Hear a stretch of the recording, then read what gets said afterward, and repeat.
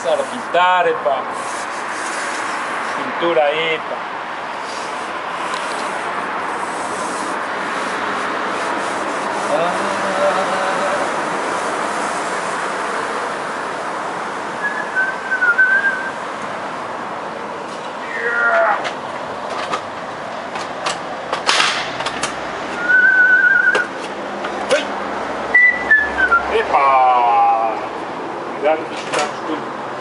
Là, cá fiquei tudo descontrolado.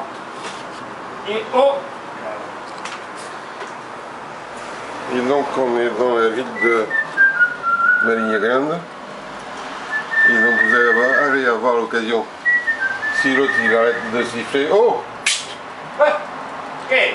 Si l'autre il arrête de siffler, vous allez avoir l'occasion de voir des opalines de foire fabriquées au Portugal depuis 100 ans, des modèles vieux de 100 ans, mais qui ont été fabriqués jusqu'aux années 70. Ceci, là nous voyons une pièce dans une rare couleur, en opaline verte. J'en ai déjà vu de plusieurs couleurs, jamais en vert. Donc là on a une pièce qui n'a jamais été fabriquée en France. Mais ici nous avons une pièce qu'on trouve très souvent. On trouve très souvent en France.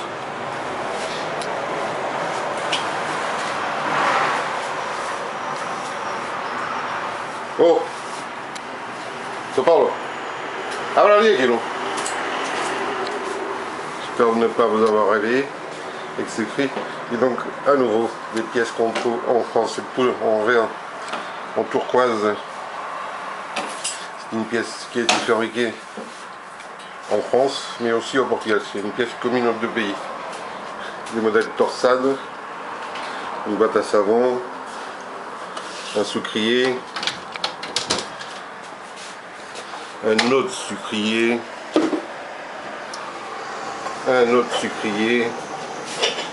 là c'est, je sais pas, c'est une boîte à bonbons. Cette pièce je ne la connais pas en France, mais il est possible qu'il y en ait. Et là nous avons à nouveau d'autres opalines. Cette pièce-ci peut être française, a été fabriquée dans les deux pays. Je pense qu'il y a des pièces en France assez similaires à celle-ci. Ces verres qui sont assez rares, qui s'appellent ici Carranca.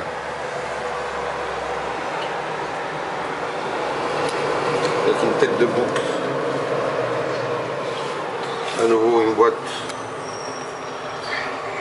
sucrier, ce qu'on veut appeler. À nouveau des pièces torsades. Cette pièce est assez... On la trouve aussi en France.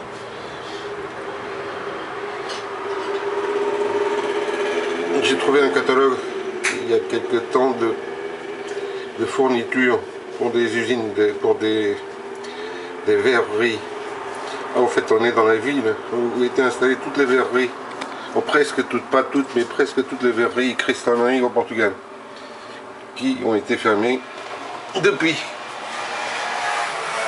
Donc vous avez un aperçu de ce qu'on peut trouver, surtout ici. Ça c'est une pièce qui est unique, qui a été uniquement fabriquée ici au Portugal, dans une usine, dans une fabrique qui s'appelait Stivim, au CIP.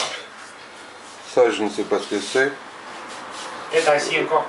Le propriétaire du magasin est en train de me montrer cette pièce-ci que je ne connais pas. Ça, des poissons, on en a fabriqué des milliers ici. Des presse-papiers par milliers. Du cristal coupé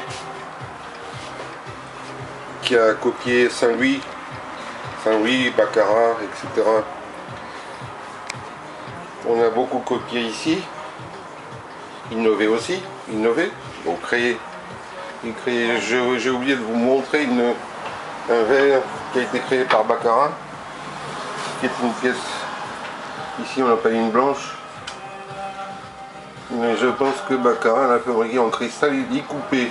je pense, alors que celle-ci est moulée. Et donc le fait de trouver plein de pièces communes, ça c'était une pièce qui est en cristal bleu, en bleu et qui était ensuite coupée, taillée. Je disais couper, c'est en anglais. C'est des pièces qui étaient taillées ensuite.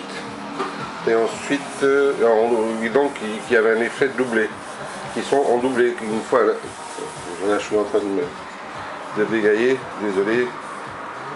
Je trouve aussi des céramiques. Il y a encore d'autres opalines.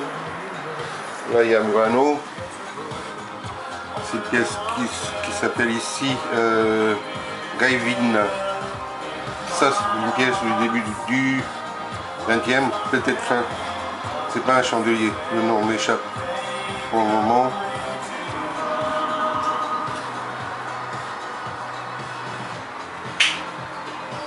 Je ne sais pas si j'ai tout dit. So we are in the town in Portugal where almost all the glass and crystal has been manufactured. My English is not very good, I'm sorry about that. I try to do my best. Just to show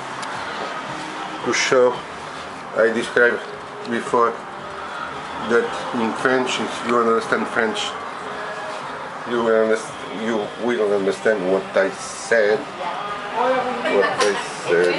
Então, portanto, estamos na linha grande. Estamos na linha grande a mostrar o que se faz, o que se fez na linha grande desde o início do século XX, finais do século XIX. Peças muitas vezes comuns aos dois países, França e Portugal. Lá. Vamos ficar por aqui. Arte africana. Louça. Relógios. Louça japonesa. Cristal dublê. Etc, etc.